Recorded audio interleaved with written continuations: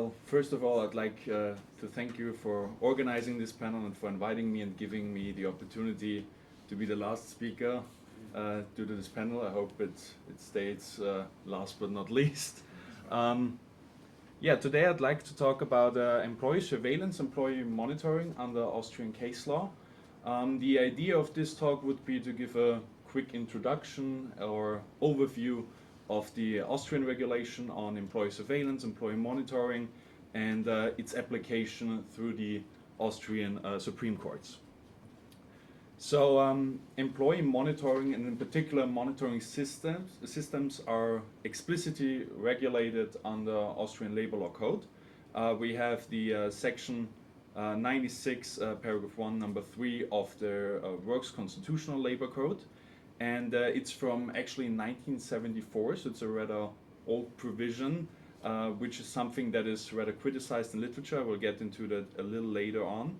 And it basically states that monitoring systems do need the consent of the Works Council in the form of a collective company agreement, provided that the technical systems affect human dignity.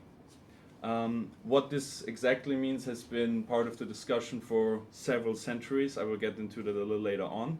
But there's also another provision, the section 10 of, in German it's called Arbeitsvertragsrechtsanpassungsgesetz, which is just one long word. It basically means Employment Contract Law Adaptation Code. And it's a provision that was to comply with European Union law on an individual level, because it applies in companies where there is no works council. So we differentiate between companies with a works council. Then we have like the Work Constitutional Labor Act, where you need the consent of the works council in form of a collective company agreement. And in companies where there is no works council, then you need the agreement, the consent of the individual employee. The interesting thing is, if you don't get the consent of either the works council or the employee, the measure cannot be introduced by the employer.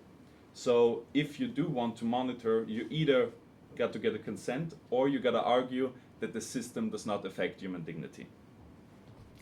So let's start with the basic terminology of monitoring systems, because this was the first thing that was part of the debate in Austrian doctrine. We looked at it from a pretty normal point of view, like from a sort of dictionary, you could say, and I think that the definition is very close to what we've discussed so far. Monitoring and controlling is an essential part of the working relationship, right? The employee is dependent on the employer. That means that he has to work at the time, at the place, and in the sort of way that is agreed on in the employment contract.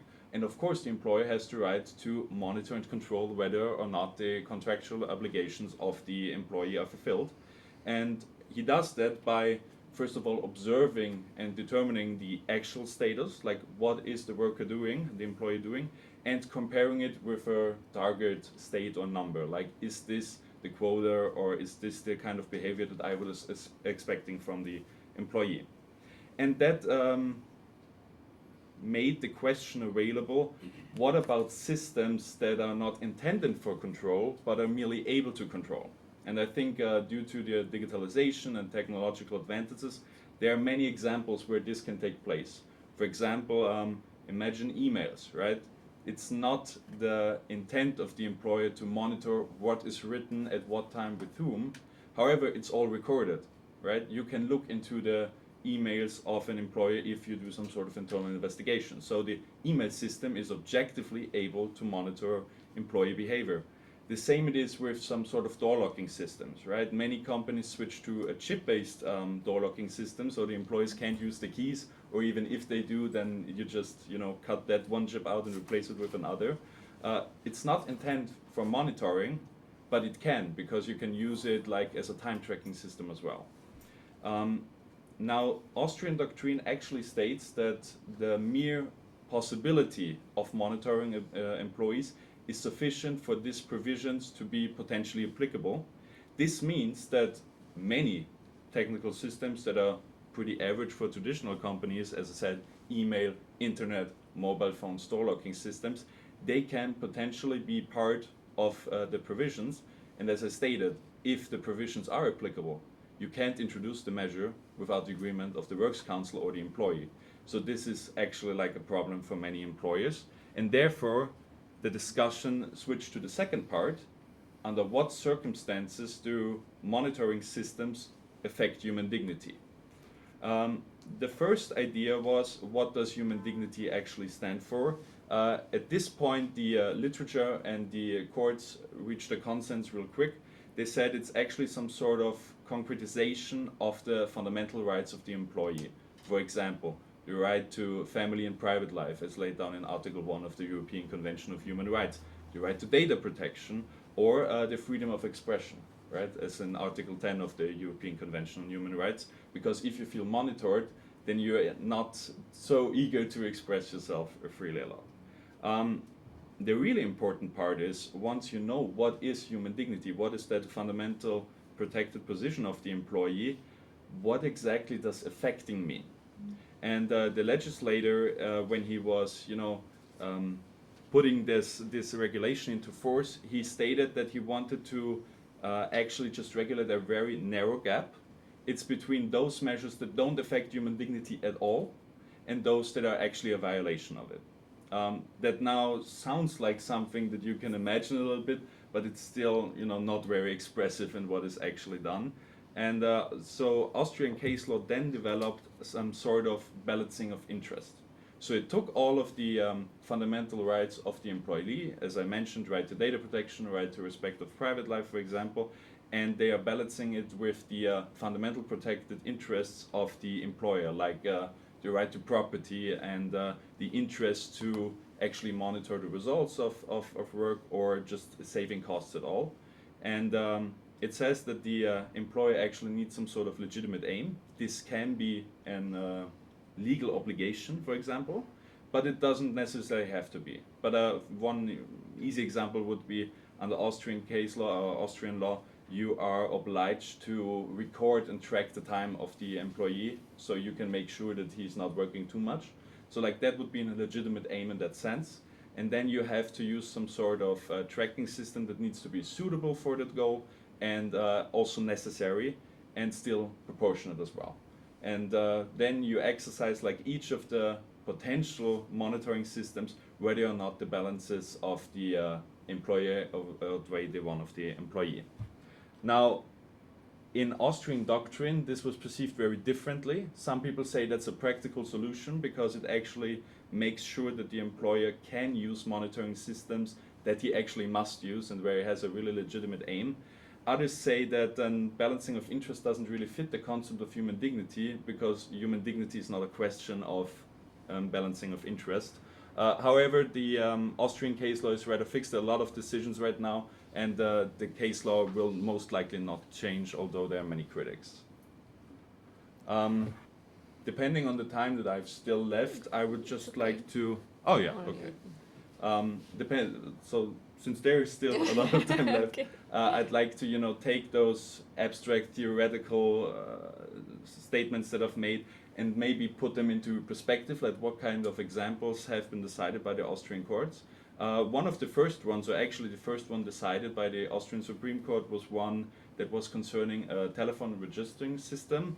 What it could actually do is, when the employees had a telephone system at the desk, they can make outgoing calls, either to customers, but they were also allowed to use them for private calls, at least in a proportionate way. And the telephone system could record the extension, like from what kind of phone was the call outgoing, to which number was it going, what was the duration, and how much did it cost. This was mostly during a time where it still was very expensive to have long conversations. However, the content of the conversation, what was said exactly, that could not have been recorded. And in that case, the employer argued that this was not a monitoring system that affects human dignity, therefore he wouldn't need the Works Council consent, because they had a Works Council in this company.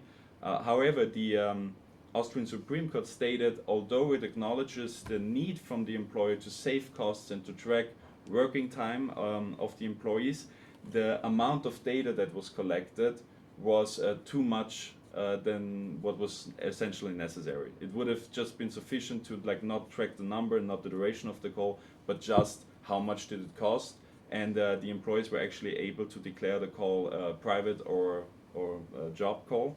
So that would have been sufficient in the opinion of the Austrian Supreme Court. Therefore, it was not proportionate in the sense of the doctrine, and therefore he would have needed a works council agreement, a company agreement. Another one that was quite interesting, I've mentioned time tracking already. The employer is actually, as I said, obliged to track the employee's time. However, it depends on the way how he or she does it. And there was this other decision, it was actually from a private hospital, and they were using a time tracking system based on fingerprints. And they argued that this was more secure than any sort of chip card or manual entering, because it would at first prevent fraudulent or altering of timesheets, which is, well, actually makes sense, because I don't want the people to overwork or to, you know, have to pay them for hours that they didn't do. And you can't really alter fingerprints, right? And they also said it's something that they used at the same sense for access to certain sensitive areas, like banks do it as well. That's what they argued. However, the Austrian Supreme Court says, well, we got to distinct a little bit between a hospital and time tracking and actually a credit or banking institute and access to a safe or something. But it stated clearly that a simple time tracking system, like if you had some sort of stamp clock that you can also use with a chip, that would not affect human dignity at all. You wouldn't need any sort of agreement. However, using fingerprints is excessive, it is unproportionate, and therefore there would have been the need for a collective agreement as well. Another case that was quite interesting was actually, and we talked about it yesterday as well, GPS tracking systems. This is for workers that, you know, go around, visit clients all the time. Many times they also have the right to use the car privately that they're using for their occupation.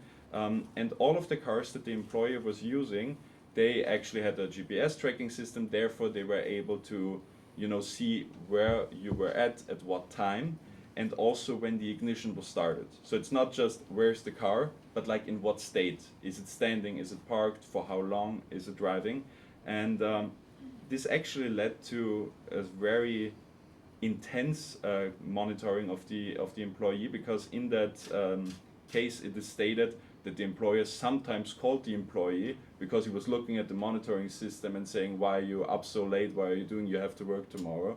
So it was really excessive monitoring in that case. The Supreme Court says that the human dignity was affected at least.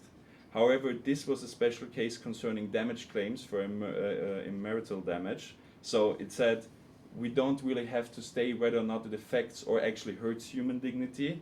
We just have to tell you it would have affected. You would have at least needed a collective agreement or the consent of the employer. And since you do not have that, you have to pay the damages. It was around 6,000 euros, I think. This went on for half a year. The last case, and as you can see, it's a little empty. It's a really recent case. This was actually for a door locking system where they were implementing a chip system instead of keys, because employees, they repeatedly lost all the keys, and this led to the situation that they actually had to exchange all the locks on every door to their company, and then they decided to switch to a chip-based system, so you can't just cut that one chip and replace it with another instead of exchanging all the locks. But the works council in that company claimed, well, if there are now chips on every door, we can, you know, have a very concrete picture of when people are going in, going out, like at what time they arrive, when they leave, when they're taking a smoke break, a lunch break, whatever. And this is such a strong monitoring, you would at least need some sort of works agreement. However, at the time of point where this case went to the Supreme Court, not all of the doors have already been adapted to the door locking system. So the employer could say, well, there's still some sort of backdoor that they can use, and also like the main entrance is open throughout the day, so they can go in and out, and I wouldn't really know about it. And for this reason, there hasn't been a decision yet. The Supreme Court actually decided to lift the decisions of the courts before and give it back to them in order to make more statements about the facts of the case. So I hope that this was like a quick overview for you how like the application regulation of monitoring systems under Austrian law and especially under Austrian case law is handled in our country. And I hope that the example helped to understand like the theoretical statements that I've made, and thank you for your attention.